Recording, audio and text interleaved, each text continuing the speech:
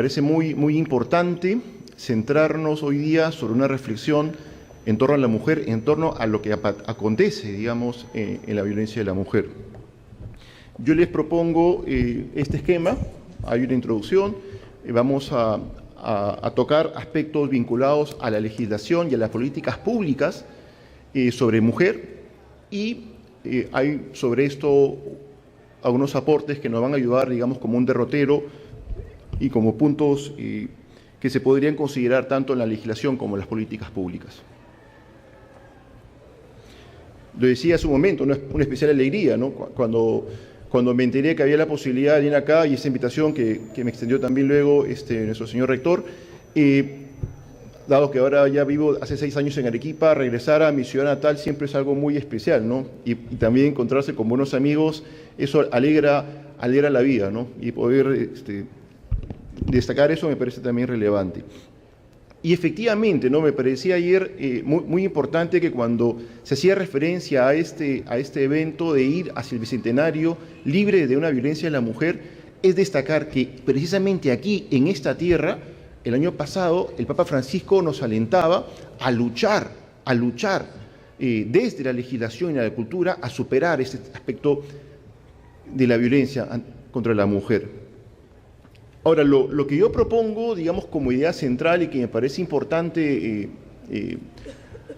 compartir esta reflexión y obviamente seguirla profundizando, es que la igualdad de oportunidades entre mujer y varón requiere claridad del concepto de género para una mayor atención a la violencia contra la mujer.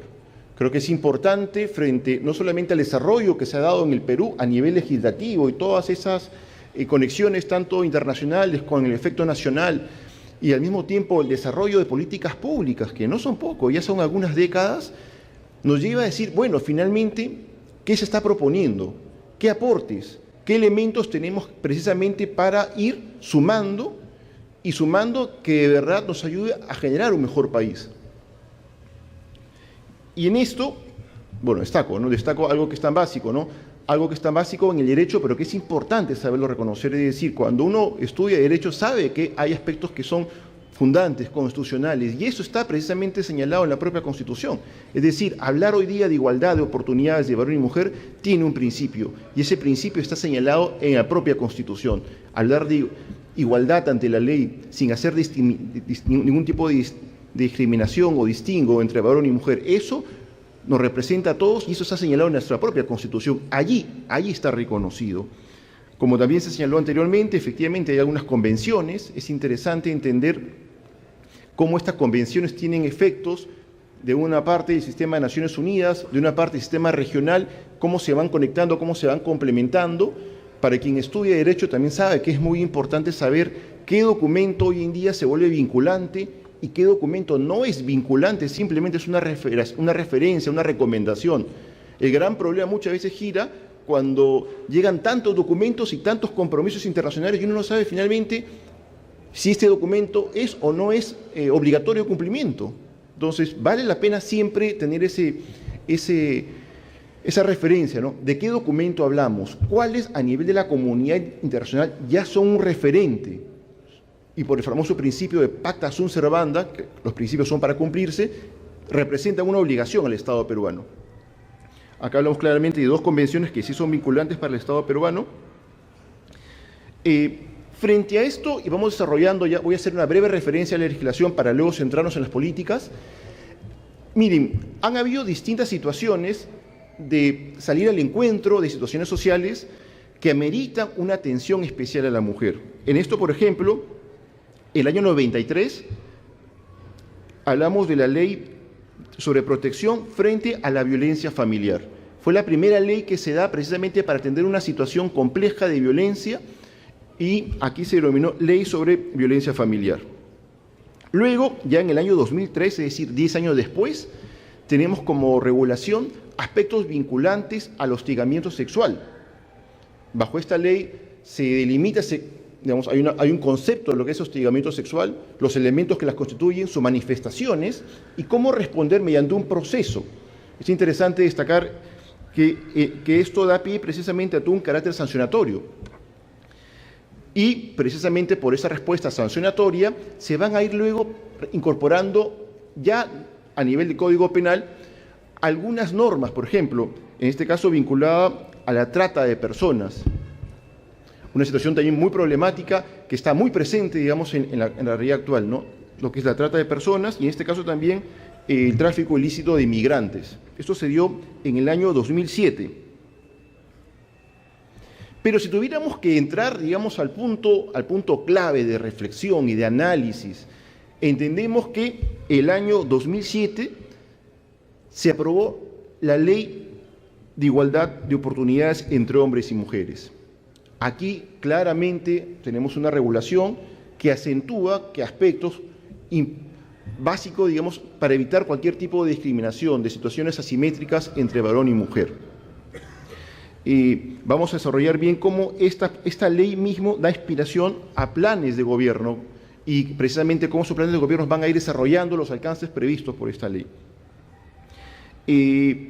Tenemos luego la ley 30068 que incorpora un tipo penal, es decir, hay una categoría. Nuestro Código Penal actualmente recoge, bueno, ya desde hace algunos años, un nuevo tipo penal, que es precisamente la categoría o el delito de feminicidio, es decir, cuando una persona mata a otra por la condición de ser mujer. Esto ha generado muchas reflexiones, sin duda, digamos, representa una gran preocupación.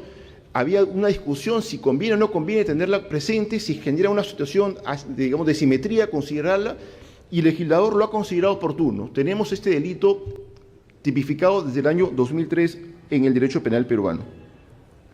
Ahora bien, me quiero centrar en esta ley, que es la más vigente y en la cual he tenido experiencia de conversar con distintos amigos magistrados, jueces, que es la ley para prevenir, sancionar y erradicar la violencia contra las mujeres e integrantes del grupo familiar.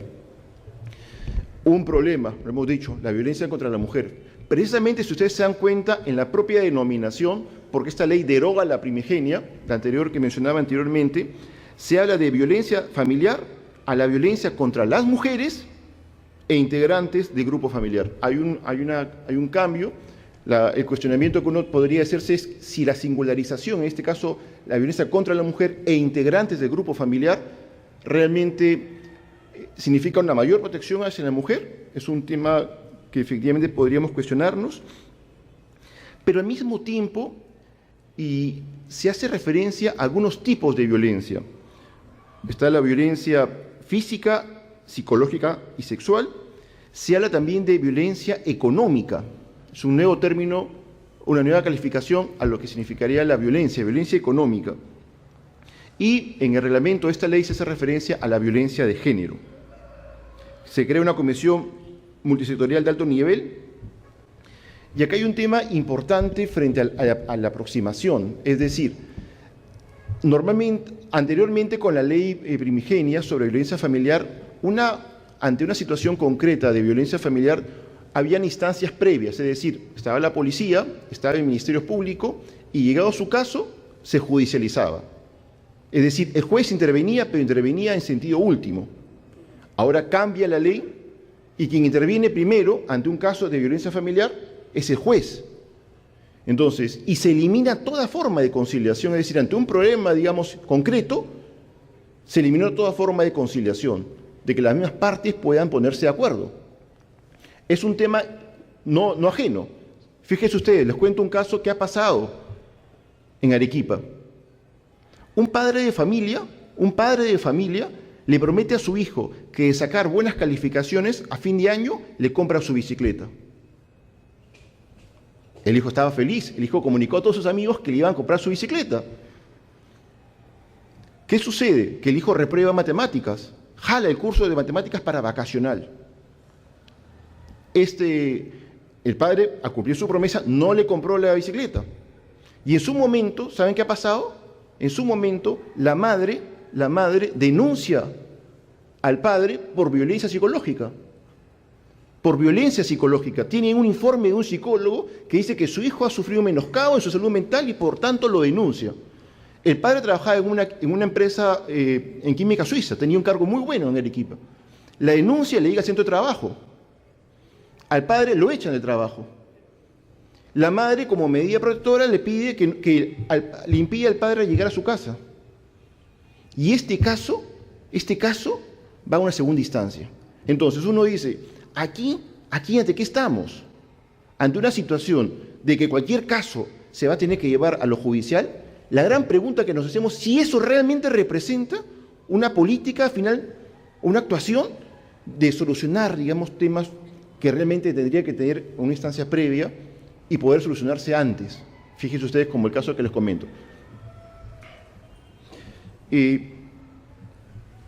Ahora bien, vamos a la segunda parte de esta exposición, que tiene que ver con políticas públicas. En políticas públicas, como se mencionó también antes, hay un Ministerio de la Mujer que su creación data del año 96. Me parece muy relevante, cuando uno lee la ley de creación de este ministerio, ver en sus consideraciones alguna aproximación que se tiene, digamos, de la creación de este ministerio. Y dice lo siguiente, ¿no? Que el Estado considera de especial importancia el aporte de la mujer peruana en la pacificación y desarrollo nacional, así como en la lucha contra la pobreza a través de su liderazgo en las organizaciones sociales de base y el papel protagónico que cumple en la vida política del país y principalmente en la función pública. Es decir, me parece muy importante destacar siempre el aspecto promocional y no quedarnos únicamente en un aspecto defensivo. Ambos aspectos yo creo que es muy importante como aproximación. A ver, de acá son 4 planes. Si nosotros nos vamos hacia atrás, de atrás hacia adelante, tenemos efectivamente un plan que data de igualdad de oportunidades entre mujeres y varones del 2000 al 2005. Después le sucede del 2006 al 2010. Tenemos un plan nacional de igualdad de género del 2012 al 2017. Y recientemente se ha cambiado ya, más que de plan, se habla ahora de política nacional de igualdad de género aprobado este año por este gobierno. Entonces, de estos documentos brevemente lo voy a mencionar lo más sucinto que me parece relevante compartir ante ustedes. En relación al Plan Nacional de Igualdad de Oportunidades 2000-2005, el primigenio, aquí se señalaban 4 principios rectores: la dignidad de todas las personas, la revalorización de la familia, la igualdad de oportunidades para mujeres, la reducción de la pobreza, la exclusión social y las disparidades. Acá también son 6 áreas que desarrolla como plan: la educación, la salud, la violencia, el empleo, la participación social y la comunicación. Me parece relevante ese eje, que no solamente es centrar una atención a un problema, sino ver en ese sentido otros aspectos, como decía hace un momento, promocionales, que me parece interesante. Se consideró el enfoque de género, pero si uno revisa ese plan, se considera el enfoque de género sin ninguna explicación. Es decir, señalan el término, pero no explican, no hay un glosario de términos que digan qué cosa se entiende por enfoque de género. Y a nivel político es muy usual crear comisiones. Se arman comisiones multisectoriales para atender, digamos, esta planificación. Nos vamos al segundo plan, que es el plan 2006-2010. Aquí es interesante porque este plan parte de un diagnóstico situacional. Y en este diagnóstico se trabajan políticas transversales de igualdad de oportunidades, valores y prácticas culturales. En este aspecto de valores y prácticas culturales se incluye a la violencia, accesos al servicio de salud, educación y cultura, acceso al mercado laboral y recursos económicos, participación política y social. Como diagnóstico me parece súper interesante ver este aspecto que engloba, digamos, todo el desarrollo, digamos, en este caso, donde se dirige la mujer. También hay uno de los principios rectores, son un poco más amplios, hacen referencia a relaciones sociales equitativas, desarrollo de capacidades y equidad social y de género, así como servicios, también acceso a servicios con equidad de género. En este plan sí se definen algunos conceptos, y es importante mencionarlos. Se definen algunos conceptos. Hay un glosario de términos y se hace referencia a qué cosa significa. Y aquí, por ejemplo, hay una definición de género, de enfoque de género, de equidad de género, de representación de género, de perspectiva de género, de rol de género y de violencia de género. Entonces, vemos que hay un gran desarrollo de estos conceptos, pero que al mismo tiempo ya nos va generando una tensión, ¿no?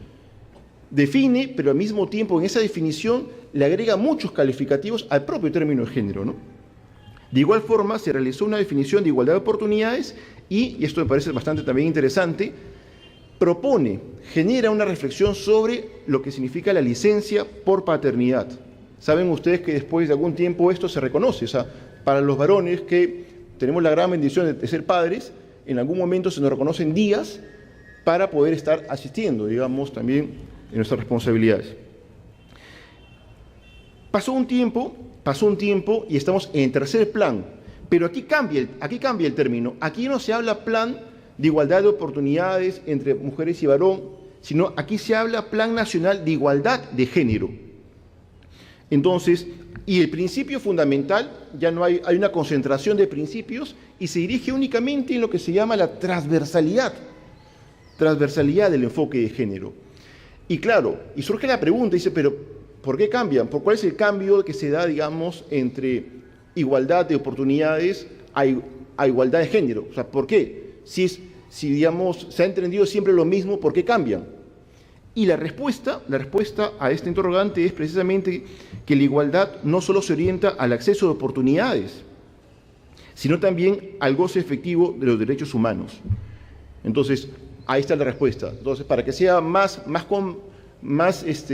llamémoslo así, extenso esta comprensión, se habla de igualdad de género. Y aquí se hace referencia a algunas brechas de género. Se hace referencia en educación, en salud, en violencia de género, en empleo y trabajo, en medio ambiente y género. De verdad sorprendente, ¿no? Hablar de medio ambiente y género, eso es algo novedoso. Acceso a la identidad y finalmente en toma de decisiones. También se estila crear comisiones multisectoriales y este plan también lo propuso, ¿no? Una comisión multisectorial. Lo interesante, revisando alguna documentación complementaria, especialmente vinculada con brechas de género, este es un informe actual de este año de Servir, una institución que trabaja todo lo que tiene que ver con servicio público, y Servir en su informe señala lo siguiente: la presencia de la mujer en el servicio civil aumentó de 43 a 47%. Hoy en el sector público prácticamente 5 de cada 10 servidoras son mujeres, frente a 3 de cada 10 en el sector privado formal. Quiere decir que todavía hay una brecha a nivel privado, pero ya a nivel público ya hay una cierta equiparación. En el informe más extenso, en algunas ciudades como Lima, Ica, ya hay más presencia femenina que masculina a nivel público. Es interesante, por ejemplo, este dato, ¿no? En relación a la brecha salarial, se ha reducido de 23 a 14% en todos los grupos ocupacionales. Este análisis se hace desde los años 2004 al 2017, 13 años que más o menos dan una idea de cómo se ha ido superando. Cojo esta muestra que, repito, es algo simbólico, pero representa un dato interesante a nivel laboral. Ahora bien, nos encontramos ante una política nacional de igualdad de género que es justamente la que se hace referencia a este año. Y se mencionó también en algún momento un nuevo concepto, pero yo repito, es importante ser críticos ante los conceptos. Los conceptos expresan ideas y las ideas se tienen que comprender, porque si no se comprenden puede haber, digamos, que la comunicación no es clara entre lo que se quiere decir y lo que realmente se entiende como tal. Aquí se habla de una política que hace referencia a una discriminación estructural contra la mujer. Discriminación estructural. Lo lógico cuando uno lee este concepto es decir, bueno, ¿qué cosa se entiende por discriminación estructural? Y en este caso es ir al glosario de términos, es decir, ¿hay algún vocabulario para entender qué significa discriminación estructural? Y efectivamente el glosario de este mismo documento nos dice lo siguiente: desigualdades de derechos o de hechos como resultado de una situación de exclusión social o de sometimiento de grupos vulnerables por otros, en forma sistémica y debido a complejas prácticas sociales, prejuicios y sistemas de creencias. Pero si uno dice, oye, pero aquí hablamos de una discriminación estructural contra la mujer, ¿no? Lo interesante y lo que llama la atención es que este documento no señala, fíjese usted, no señala a la mujer en el glosario, sino hace referencia a grupos vulnerables. Bueno, entonces se entiende si son grupos, no solamente sería comprender la mujer, ¿no? Entonces, sería importante ver a qué grupo, ¿no? Claro, eso tiene que ver con nuevos términos que se van señalando a partir de derechos humanos. Están famosos los grupos de especial protección, de categorías sospechosas. Entonces, ahí yo creo que es importante ir viendo finalmente de qué cosa estamos hablando frente a estos términos. Hay también una problemática que hace referencia a causas y efectos, lo cual también es interesante destacar. Y por último, incorpora un nuevo término, que es el término de identidad de género. Y aquí ya llama la atención y efectivamente podría ya comprenderse por qué se habla tanto de grupos vulnerables, porque en el fondo yo creo que hay una confusión. Y se parte, si uno analiza, por ejemplo, lo que dije hace un momento, de un plan nacional de igualdad de oportunidades que no define el enfoque de género, a un plan, una política nacional de igualdad de género que sí define lo que es la identidad de género. Y por identidad de género señala lo siguiente, ¿no? Es la vivencia interna e individual del género, la cual podría corresponder o no con el sexo asignado al momento del nacimiento, incluyendo la vivencia personal del cuerpo, que podría involucrar la modificación de la apariencia o la función corporal a través de medios médicos, quirúrgicos o de otra índole, siempre que la misma sea libremente escogida, y otras expresiones de género, incluyendo la vestimenta, el modo de hablar y los modales. Entonces, es un tema que ya implica una mayor reflexión, porque decir que el gobierno peruano asume esta posición y quieren vincular con otros documentos, entre ellos algunos documentos que vienen también de la Corte Interamericana, es importante decir, bueno, seamos críticos, ¿qué cosa implica hablar de esto? Y aquí yo genero, digamos, la reflexión para ser conclusivo en cuanto a los aportes para generar un diálogo. No quiero, digamos, cerrar el debate ante bien, me encantaría generar un diálogo, que eso creo que es lo que corresponde siempre a la universidad, y más aún como universidad católica. El primer punto es distinguir la protección, es decir, se habla de la violencia, del hostigamiento, de la trata de personas, el feminicidio, entre otros. Allí hay que atenderlo, ¿no? Y me parecía muy relevante ver casuísticas, casos concretos. Una mujer violentada, naturalmente a todos nos lleva a decir, necesita protección, y nadie discutiría eso. Pero yo creo que es importante que la mirada también se centre en la promoción, en todo el despliegue, en todo ese desarrollo. ¿Quién no reconoce hoy el liderazgo de las mujeres, el protagonismo que tienen fuera de casa y dentro de casa? En ese contexto es fundamental ver esa complementariedad, no centrarnos únicamente en un aspecto, sino verlo de modo complementario. Repensar la violencia como concepto, clasificación y atención estatal. No señalé aquí, pero como tipo de violencia, hoy también se hace referencia en un documento a violencia obstétrica. Y yo decía, ¿violencia obstétrica? ¿Qué cosa es violencia obstétrica? Entonces, se van sumando calificativos, y el propio concepto central matriz va perdiendo su vigencia. El Estado cumple una función subsidiaria de la familia. Esto no nos olvidemos, es un principio elemental. La propia doctrina social de la Iglesia señala la subsidiariedad como principio. El Estado no puede oponerse, no puede generarse una relación persona-Estado y pasar por alto a la propia familia. Es fundamental tener esto muy en claro.